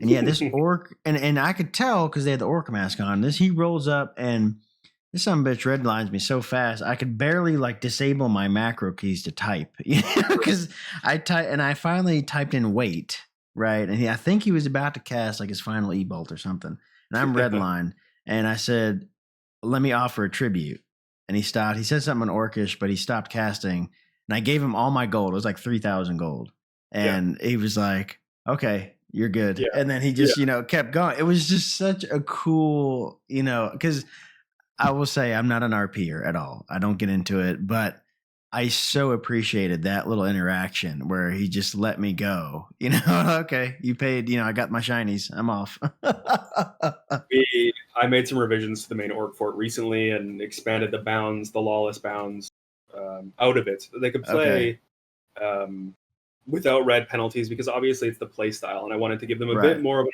arena to do that in, because dungeons are a bit limiting for them now. He was by himself.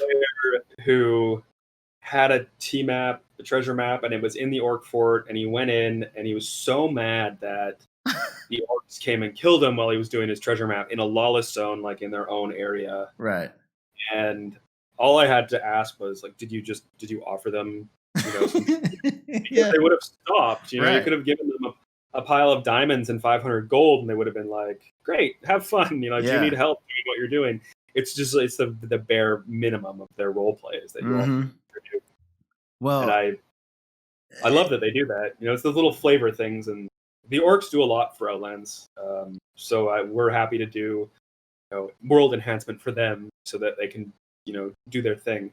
Well, and it's funny you mentioned they have a hard time in dungeons. So on the flip side, I was grouped up with this guy. We're hunting, and 2 orcs roll up, and they were in a pink kind of robe, but they were blue. They weren't gray, but they had the orc mask, so I could tell off the bat.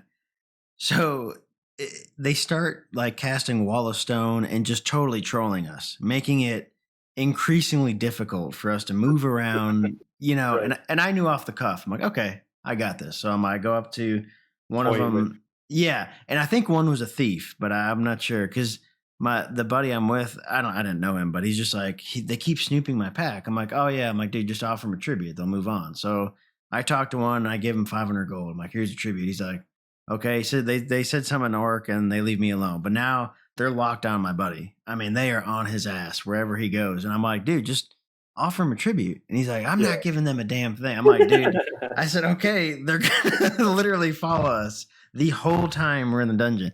And so I ended up paying, I just gave another 100 gold to the guy. And I'm like, I'm paying for my friend. They're like, okay, good. And then they moved on, But it was just such a cool, like, lighthearted experience where the person I'm playing with is like, I'm not giving them a damn thing. And I'm like, okay, well, I guess I'm going to have to pay for you because I'm not dealing with Wall of Stone 100 times in the dungeon. Right. But We have a few different orc groups, and some of them are more authentic than others. There are some that are, fully decked out in aspect gear, and they're, playing with other groups, and they're not speaking in the orcish tongue. But then we have the very authentic orcish groups that try to stick to. Oh yeah, they were speaking in orc. Yeah, it was fun, definitely fun. Okay, so and this has been like phenomenal. I'm cognizant of time, and I want to follow this up to speak to you more for sure because I feel like we barely scratched the surface of some of the mechanics I really wanted to ask. But as kind of a final question, and this is your purview as an owner, if you had a blank check, right? What would you use it on for the shard? What would you do with it? Well, I think I'd probably more healthily reimburse the people that are working for us. Yeah. We have a lot of really amazing support staff who we don't pay. Right. They're all volunteers, like Sigrid and Secret Man and Airy and Eric Gray. They're all really diligent contributors to our community, and we're so grateful for it. And I do what I can to, send them a bonus if something does well, or give them something tangible that they can use. So I would love to be able to put some more people on staff. I think that would be awesome if we had more full-time staff, especially like multi-language support staff, because we have such a huge Korean community and a Russian community. And I think having liaisons that actually spoke the language would really help us in terms of support and growth, for sure. Bridging the gap. Yeah, for sure. Yeah, bridge that gap. I think it would be really amazing to franchise Outlands in some way.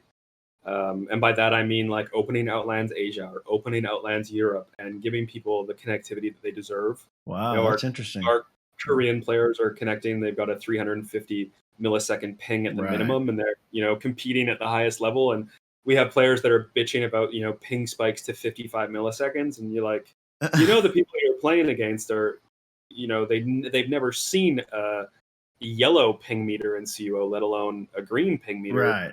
They're constantly dealing with lag.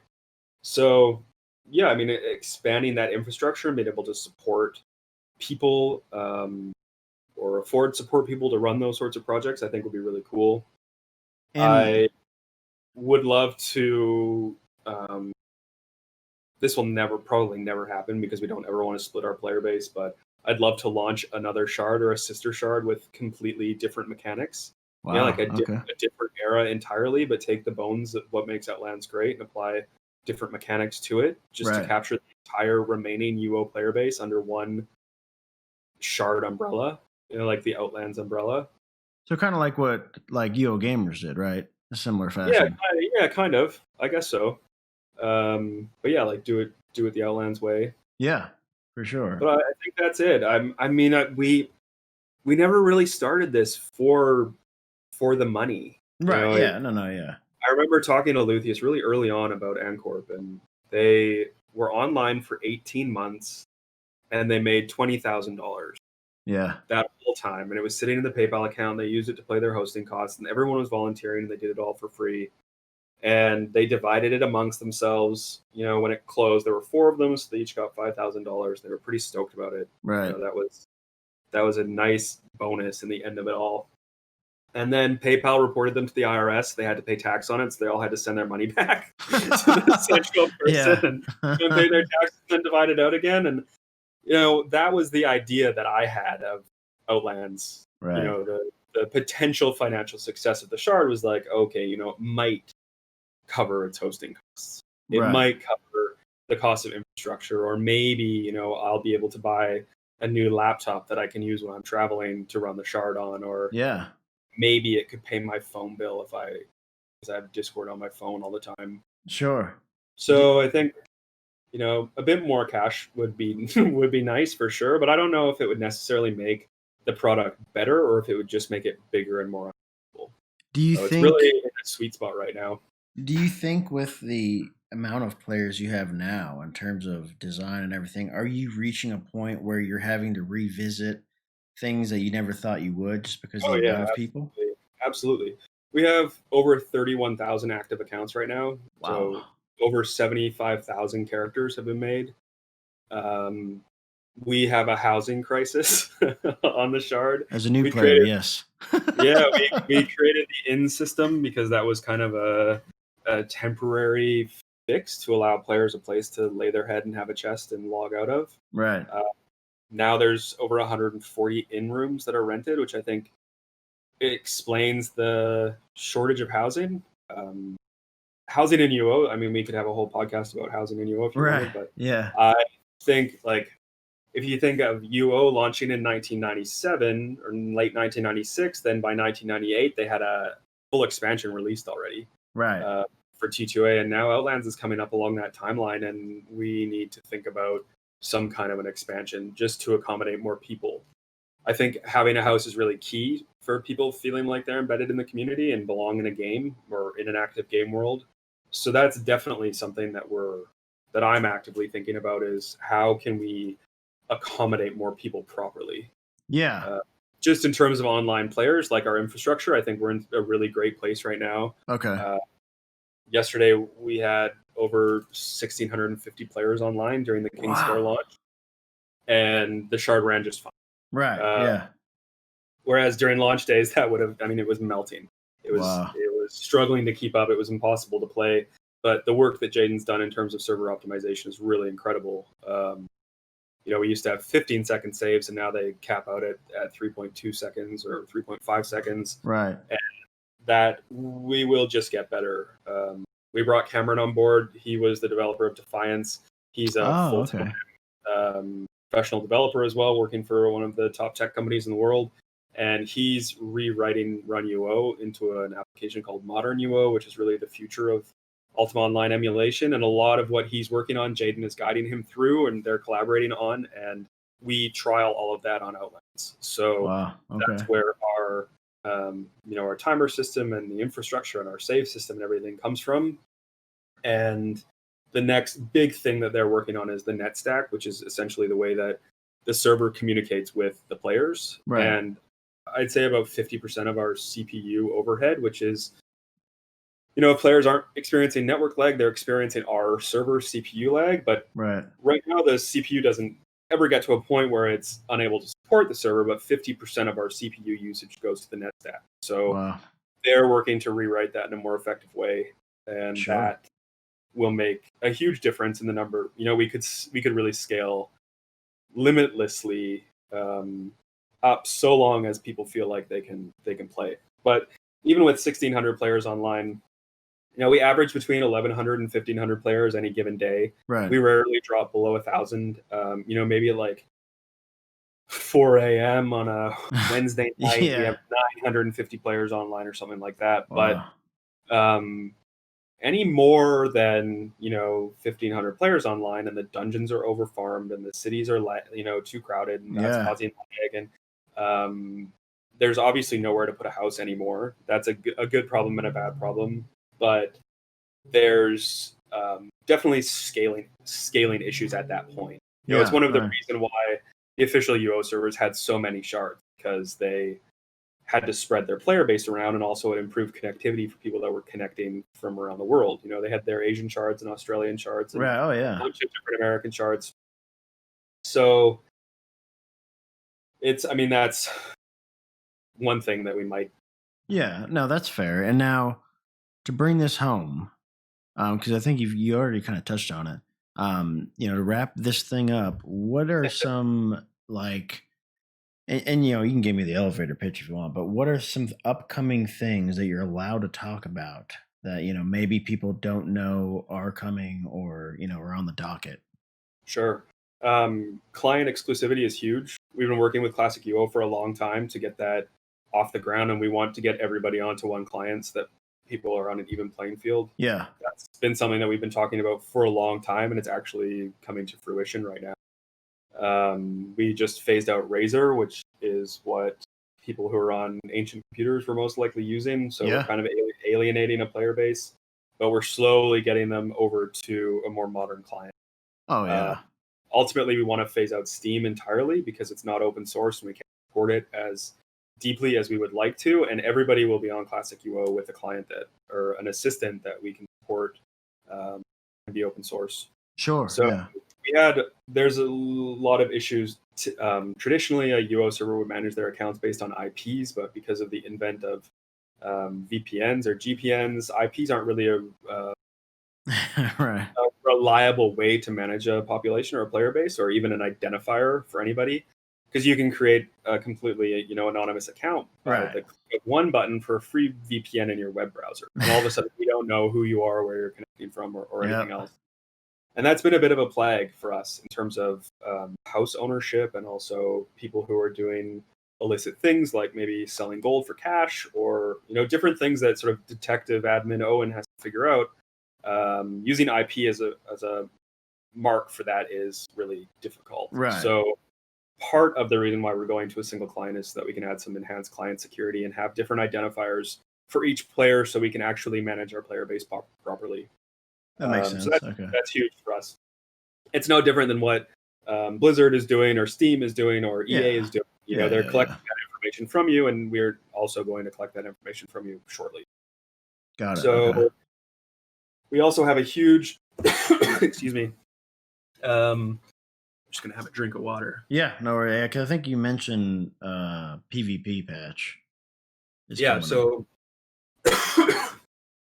we have the PvP patch coming. Luthien likes to do overhauls. I don't know if you've noticed that, but it's never really yeah. small tweaks or bug fixes. The current PvP system that we have, as it stands, came out last September.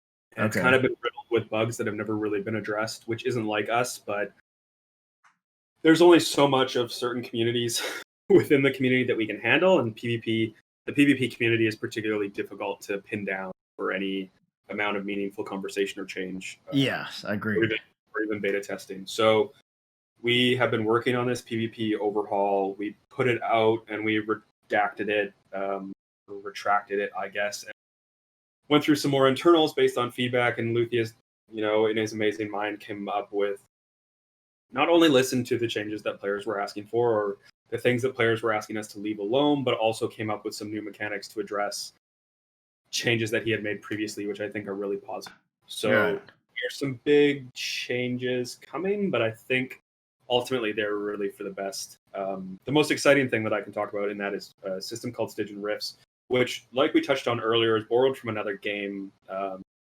Albion Online has their Hellgate system, and we thought, how can we port this in Ultima Online? Really, Albion, I don't know.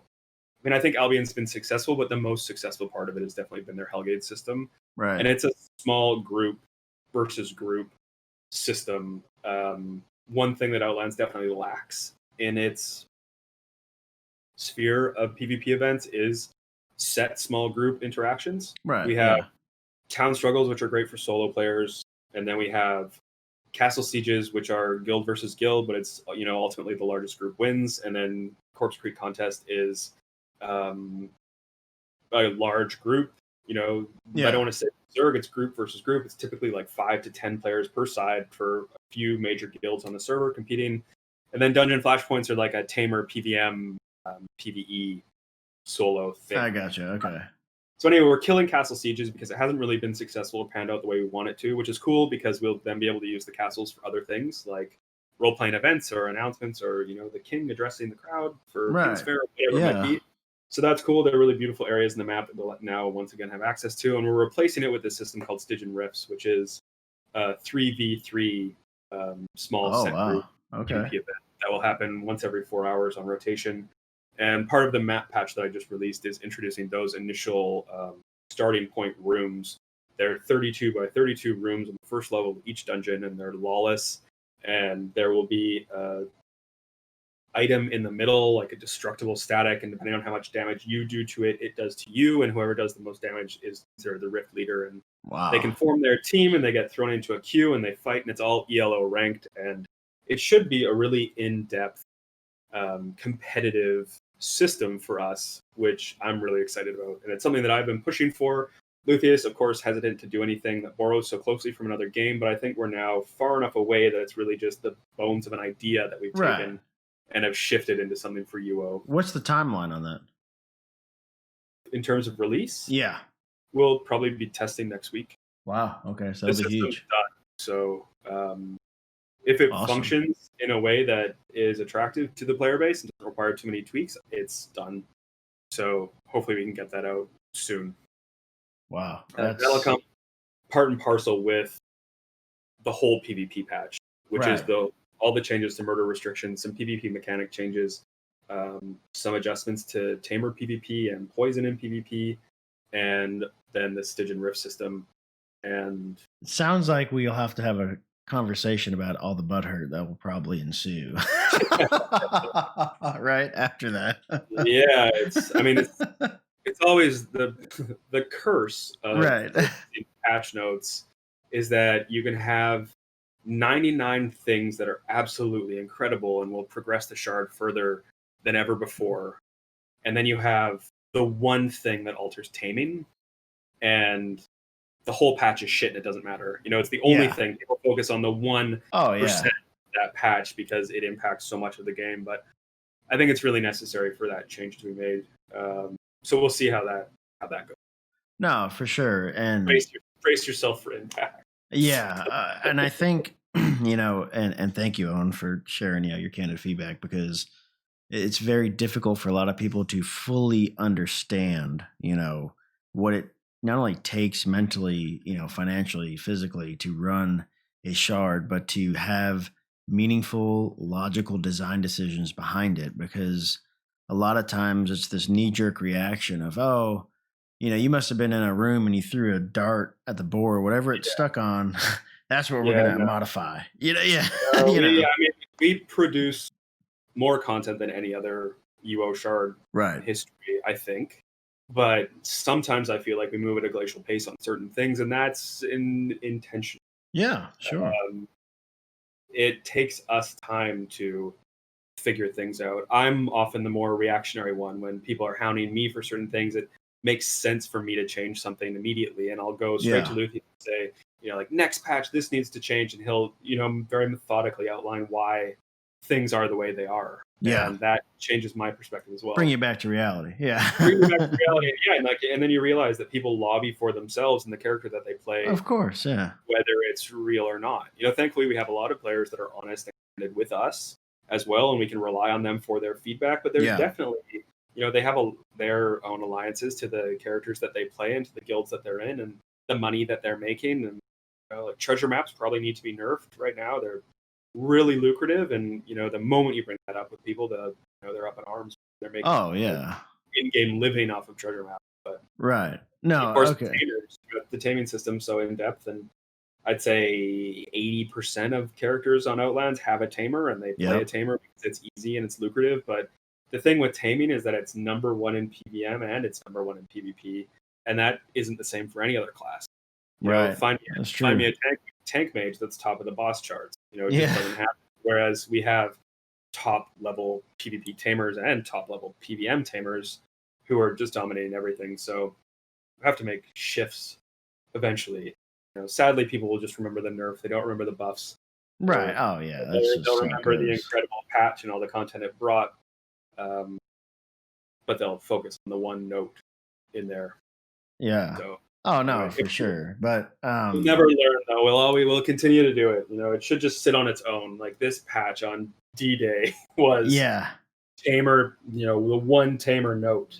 But instead, it's always embedded in some other, incredible patch that doesn't get the recognition it deserves. No, and I think from a player, definitely thank you for everything you guys do, because it's a blast playing. And I think I'm definitely going to hit you up again for another chat, and I think perhaps maybe after the patch goes live, that might be kind of fair to kind of see Yeah, sure. where things stand. And I think it's and everyone that's listening to that, this is not a Outlands thing, but this is more of a shard owner thing, because I can tell you, as a one man operation, getting people scheduled and just talking to someone takes a lot of freaking time, and it's very rare, I will say, that you get to hear a shard owner's experience. Is my kind of take, and hopefully, Owen, for you too, it's cool to give candid feedback to everyone that may not understand what's behind the curtain. Yeah, it's weird to talk about it out loud. It's Yeah. not something I run around in my daily life chatting about. Not that I'm ashamed of Outlands or the work that I do in an Ultima Online community, but it's definitely been more normalized to speak out loud between doing our development debriefs and chatting with, a few podcasts, and Right. obviously chatting with you, and also chatting with my staff to talk out loud and say these words out loud.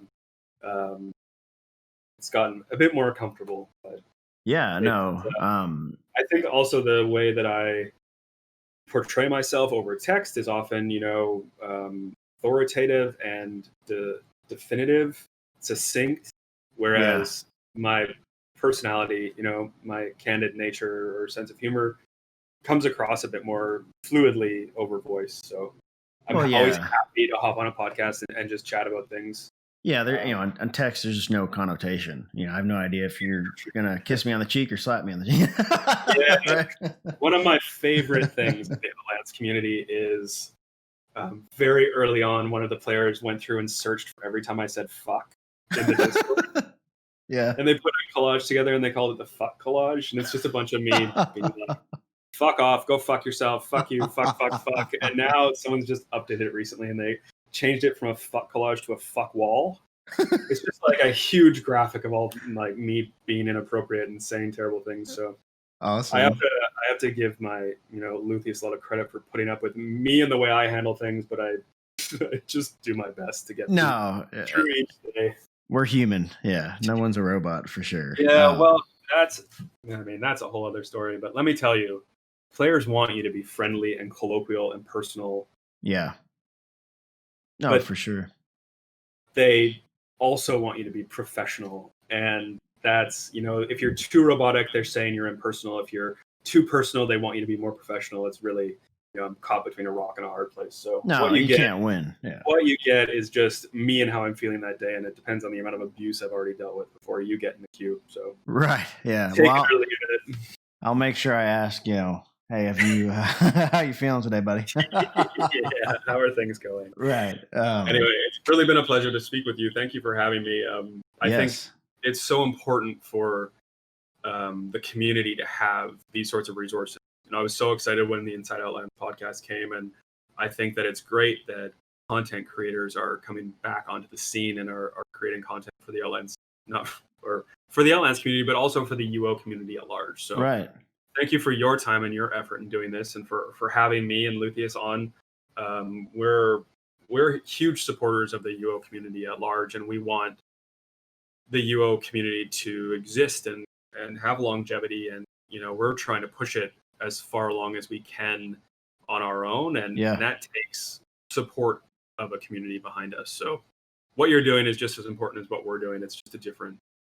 And I think this too, that nothing will unify UO than like just keeping it generic and like empowering UO as a whole, right? Because as toxic and as trolling as we all are, we will defend UO probably till we're 80 years old.